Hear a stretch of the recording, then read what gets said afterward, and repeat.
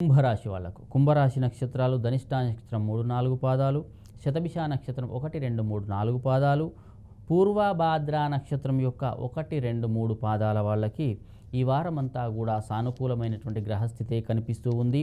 వృత్తి వ్యాపారాల్లో చాలా అనుకూలంగా ఉంటారు. చేసే పనులలో విజయాన్ని సాధించే అవకాశాలు కనిపిస్తూ ఉన్నాయి. నూతన ఉద్యోగ ప్రయత్నాలు కూడా చాలా ఫలవంతమయ్యే అవకాశాలు కనిపిస్తూ ఉన్నాయి.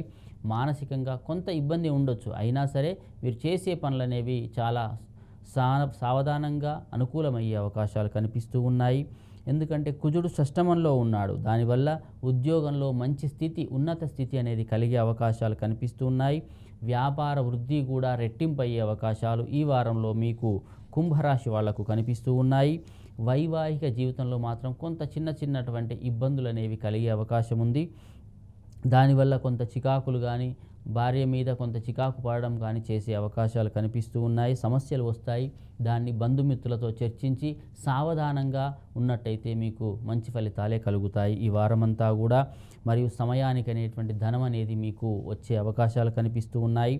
కానీ కొంత మాట పట్టింపులు అనేవి పెరుగుతాయి. అవి విషయంలో, కోర్టు విషయంలో కానీ మరియు ఇతర భూ విషయంలో కానీ కొంత జాగ్రత్తగా పనులు చేస్తేనే మంచిది ఈ వారమంతా కూడా.